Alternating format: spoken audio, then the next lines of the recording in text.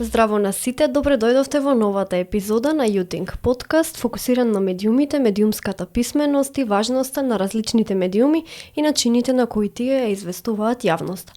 Живееме во ера на социјални мрежи, кога се ни е на дланка и секоја информација можеме лесно да ја дознаеме. Во ова дигитално време, ние младите, а би рекла и оние повозрасните, зависни сме од технологијата и постојано откриваме некои нови работи и нови содржини. Тоа ново време за сите нас, па и за новинарите и медиумите е голем предизвик. Се борат со дезинформации, кликови, вести, постојано објавување на содржини и слично. Покрај тоа предизвик им е и да останат во тренд и да ја информираат јавноста и да ја задржат својата публика. Во денешната епизода ќе зборуваме малку повеќе за печатените медиуми, односно за весниците и списанијата кои во ова дигитално време би рекла успеваат да се пробијат во етерот и да стигнат до читателите. Во студиото со мене се Тони Димков, долгогодишен и искусен новинар кој во моментов е новинар и уредник на неделниот културен прилог во весникот Слободен печат, Културен печат, и младиот новинар и студент на односи со јавност Дарко Беровски, кој е основач, уредник и новинар во списанието Спознавање. Тони, Дарко, добре дојавте во студиото на Радио МОВ. Многу ми е мило што сте тука. Благодарам на поканата. Исто така многу ни е нас мило што имаме можноста. Тони, ќе започнеме со вас. До сега во вашето долгогодишно искуство сте работели и во весник и на портал, па дали може да ни направите која е разликата помеѓу двата медиуми? Поширока е сферата на мојата работа, затоа што во моите почетоци со новинарството почнав со радио, потоа дојде телевизија, се надоврзаа печатените медиуми, а како што се движи времето, значи веќе мора да се освојуваат и тие нови технолошки форми, значи веќе работам и со сајт, сум работел на подкаст, значи сите медиуми се вклучени. И што би можел заедничко да кажам? Значи во сите медиуми основна е информацијата, основен е текстот. А сето друго, значи како се развива технологијата, е алатка преку која што информацијата треба да стигне до читателите, гледачите, радиослушателите, така што основата е информацијата. Се друго е само начин на кој што таа информација ќе биде пренесена до аудиториумот. Така, дали може да ни кажете кои се предности, а кои недостатоци во работа, не знам, например, во портал и во печатен медиум?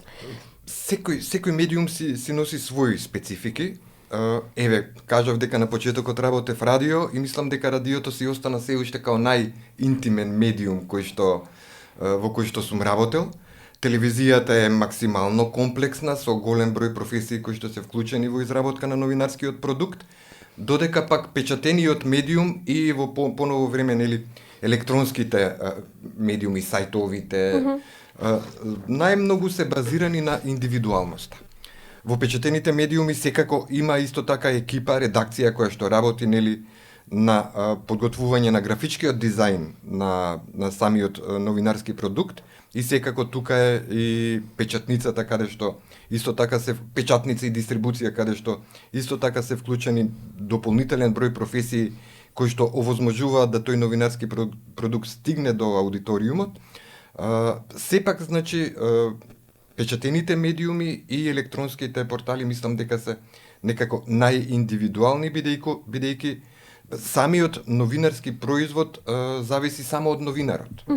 Колку ќе успее, нели, да ги собере информациите, колку ќе успее да посети пресконференции и настани, што од тоа ќе сублимира во рамките на својот продукт, што цени дека треба да биде представено пред јавноста.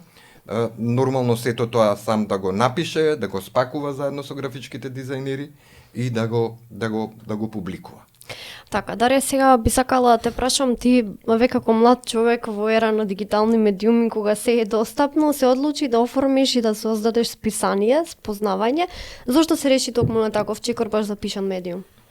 Па, некако тоа го гледав како главна цел на крајот од денот, бидејќи самата интимност што имаме со читаниот медиум и како ја конзумираме и како таа информација нас ни влие кога ќе прочитаме е од подруго ниво и плюс на некој начин тоа ни дозволува да остане, бидејќи тоа што е пишано станува и не може да се избрише наспроти дигиталното кое има се повеќе и повеќе, како што напомена, дигитални страници кои се функционираат само за кликови. Вака со тој печатен медиум и самото нешто кога ќе видат тие што се дел од самиот медиум добиваат некоја поголема вредност барем во нивните очи и плюс таа интимност што имаат читателите, тие што се дел од нештото, некако ми додава некоја плюс мене барем среќа да стварно нешто се собравме и креиравме нешто сите заедничко.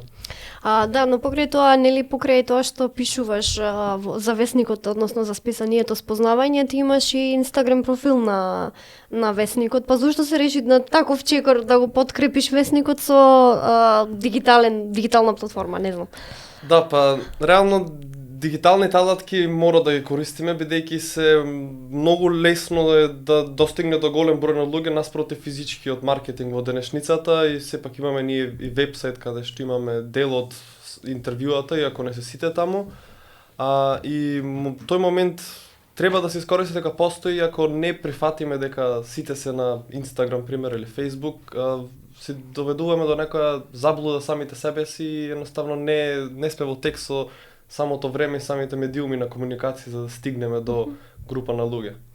Да, тоа е исто и со Културен печат. И Културен печат отвори своја фан страница на Facebook. Дали мислите со тоа дека полесно ќе може да им се доближи на читателите? Па да, значи не би било добро да ги абстрахираме сите тие нови социјални алатки кои што се појавија преку интернет. Значи да, основниот формат на Културен печат е во печатеното издание, во печатениот весник, Слободен печат. Да. Меѓутоа, сепак, за да тие содржини бидат или полесно стигнат до читателите, значи сите текстови што се објавуваат во печатеното издание, во текот на викендот ги поставувам на сајтот на Слободен печат и истовремено дел, бидејќи сепак немам доволно време за сите текстови да ги поставувам на социјалните медиуми, значи дел од текстовите одат и на Facebook страницата и отворив и профил, преку личниот профил одам и на Инстаграм со дел од содржините, така што значи пак ќе повторам, значи новинарскиот производ е тука и само треба да се пласира до читателите, меѓутоа мора да се земат предвид и социјалните алатки кои што новото време ги донесе. Инаку да речеме, ако Културен печат постоеше пред само 10 години, кога не постоеше ни Инстаграм, ни Фејсбук страници, кога не постоја, значи едноставно ќе си останеше на тој формат, печатен формат, кој што читателите ќе го купува само на трафика. Меѓутоа, откако се појави интернетот, откако се појавија сајтовите, значи неминовно е да се практикуваат. Бидејќи тоа е начинот на кој што сега се допира до читателите. Да, морам да ве прашам тука, ви фали ли тоа време кога се купуваше весник од трафика и кога се чекаше да дојде утро и да ви додиш да купиш весник и да прочиташ што ново се случува? Па би можел да кажам дека тоа се веќе романтични времиња кои што никогаш нема да се вратат. Затоа што едноставно гледаме дека и човештвото и технологијата одат напред, не запираат. Динамиката е страшно зголемена. Страшно во смисла, значи толку динамика има на информирањето што често и самите сме ставени у ситуација да не знаеме што попрво да фатиме. Не само што динамиката на времето е зголемена, туку и културната продукција толку многу е зголемена, што често пати се наоѓам во ситуација да носам компромиси каде, на кој настан во текот на една вечер да се појавам. Има вечери кога во еден ист термин, например во 20 часот има 5 или 6 настани. И значи динамиката прави да мора во старт да мора да се прави селекција, да се практично уредувачката политика се прави во од. Бидејќи веќе е невозможно да се стигнат сите настани што се случуваат во градот, меѓутоа исто така и невозможно сите настани да бидат пласирани во медиумите, бидејќи веќе се соочувам со две ограничувања. Да. Едното е физичкото, значи просторот на кој што можам да ги пласирам информациите, а второто ограничување е уште потешко, тоа е временско ограничување, затоа што сепак сите работиме во формат 24 часа дневно. тоа што ќе го направиме во текот на тие 24 часа, тоа е. Да. А покрај тоа, со кои други предизвици се соочувате како новинар во печатен медиум? Предизвици, не би рекол дека тоа се предизвици, тоа се дел од работните обврски.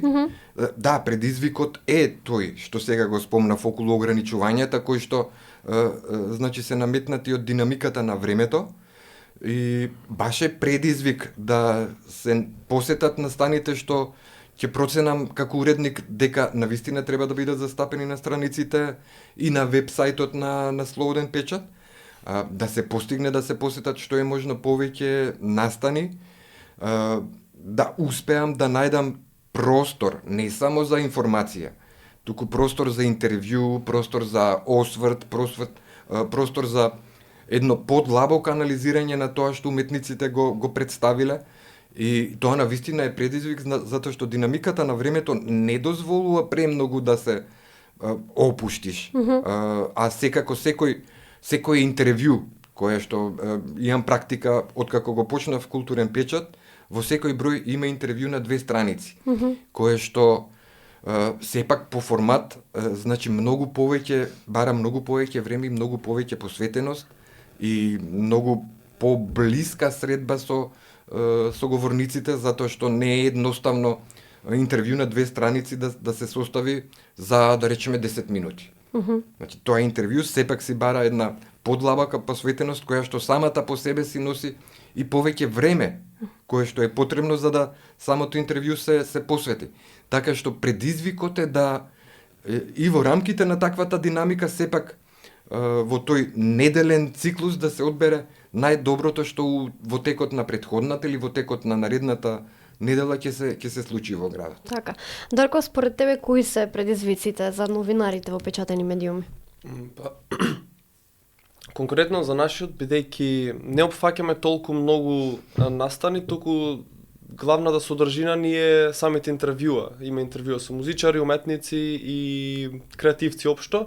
И пак, како што напомена Тони, битен е тој интимен момент да го имаме со уметникот и зема повеќе време, дали час и половина, и пак треба стварно самата содржина која ја пласираме да не е заради што ние нешто сакаме да придобиеме, туку во најдобро светло да го представиме самиот музичар или уметник, и тоа е голем предизвик, бидејќи пак тие се на некој начин емотивни луѓе кои сакаат како што треба да биде накрај тоа што кажа, да биде како што кажа, и пак тој момент го имаме на комуникација цело време додека се припрема самото интервју, првично излегува само на печатениот медиум, а потоа и на самиот вебсайт.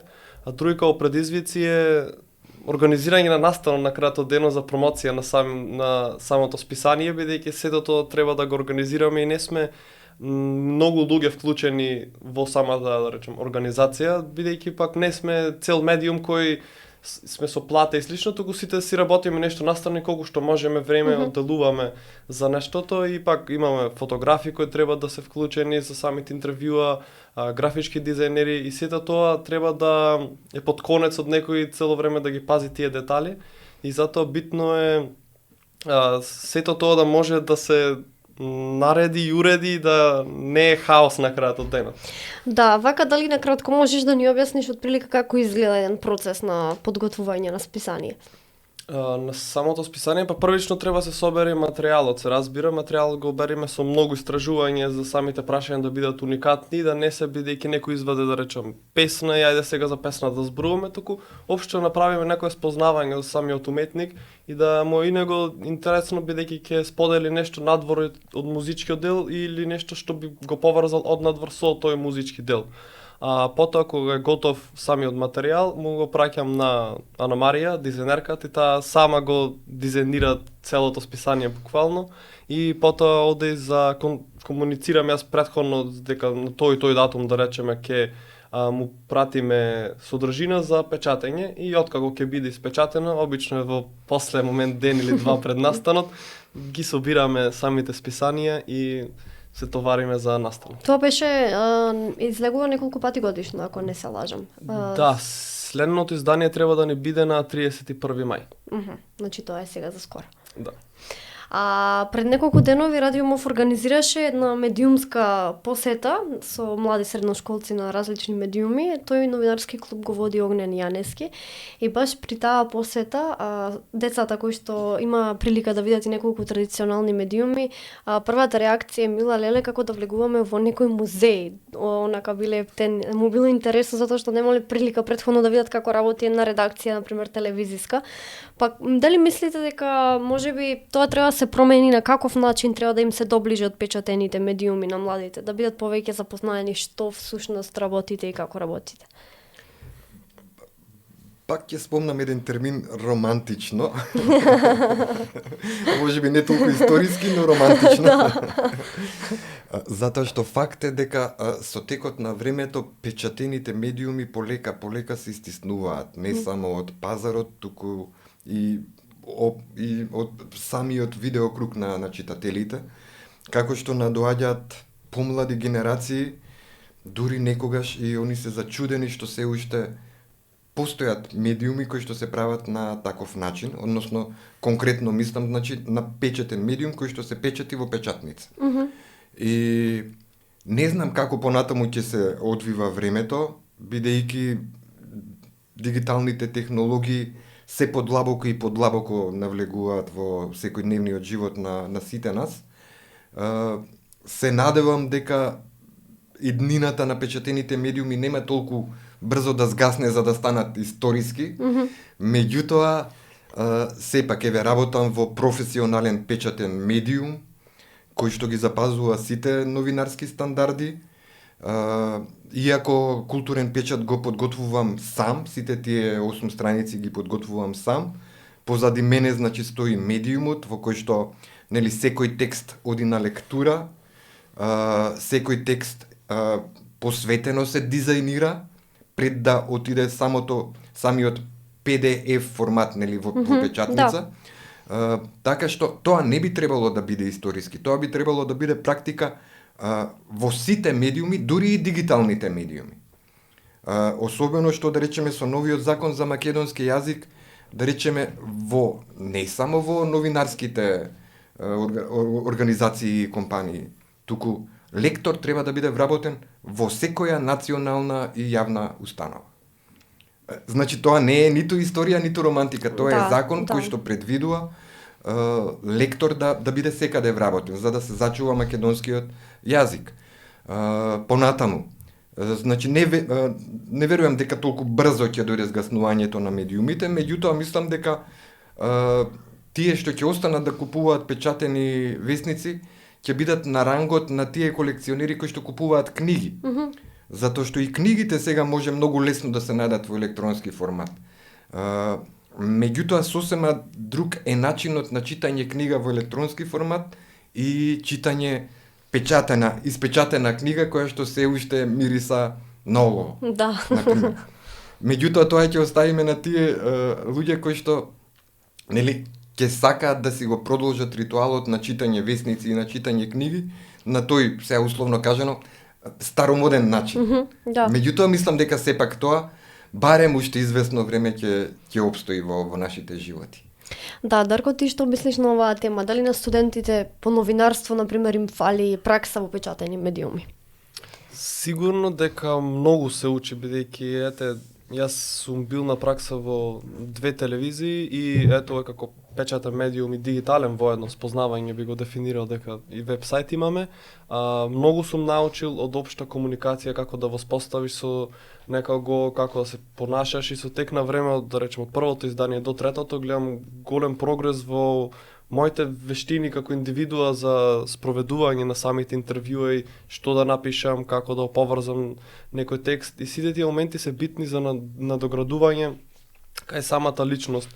Се разбира дека дигиталните алатки се многу подостапни и полесно, како што напомена, пример, дигитална книга со физичка книга, полесно е до дигитална книга да се стигне, можеме во 5 секунди само, но моментот на читање на колекција, верувам дека би останали во понатаму генерациите и дека е битно се повеќе да се негува тој македонски јазик и нашите, да речем, локални артисти.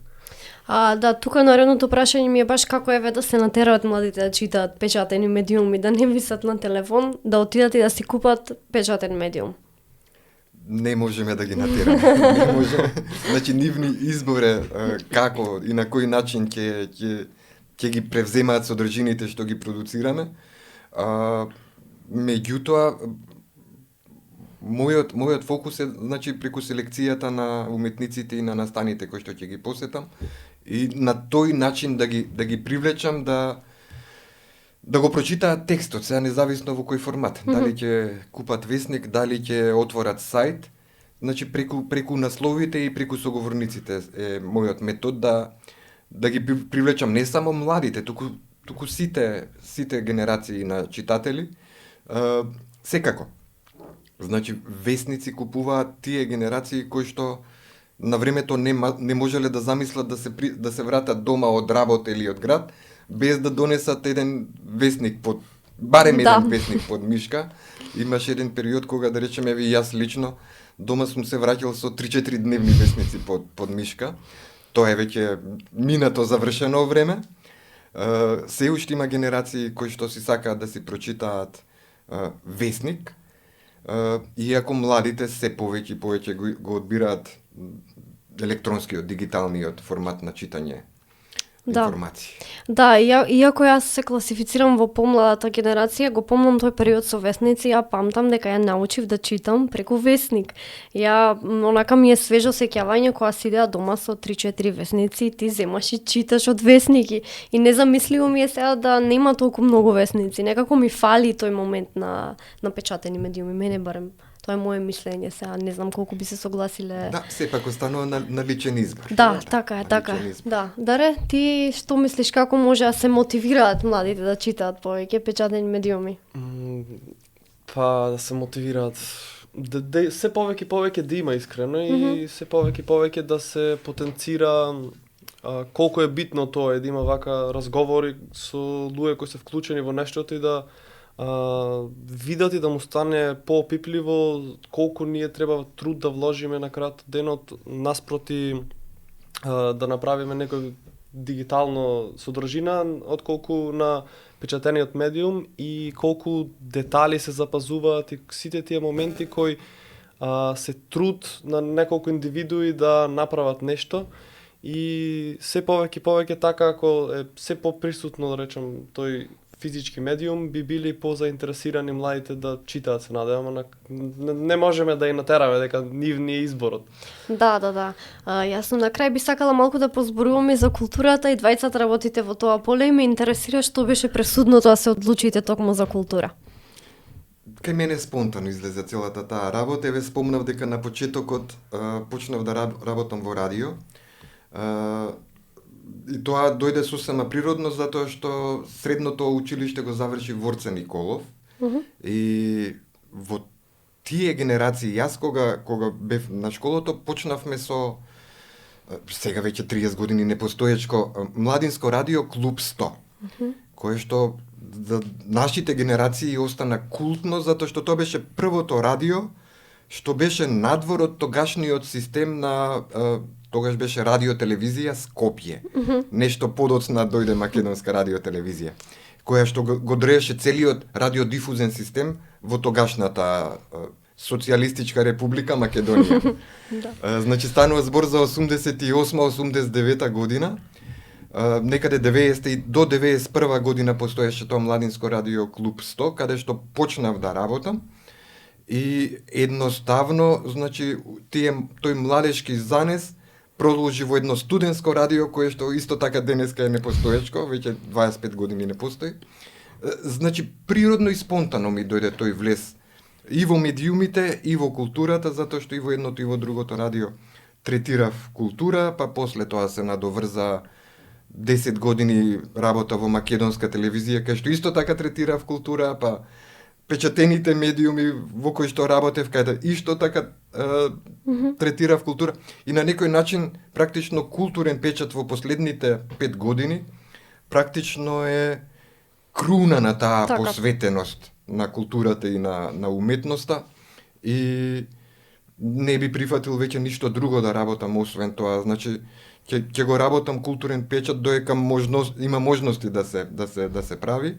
Меѓутоа не би имал намера да ја менувам област. Даре, ти како се одлучи баш за култура? Па некако на органски начин ми дојде таква личност што сака да живее најмногу животи во еден, бидејќи средно бев медицинско, играв и фудбал тој период и некако после тоа, кога се запишав на односи со јавноста студии, немав конкретно како односи со јавноста во културен облик размислувано. И со тек на време размислав нешто да почнам да правам сам од практичен аспект и се повеќе да ги учам тие води кои ќе ме чекаат од кога би дипломирал.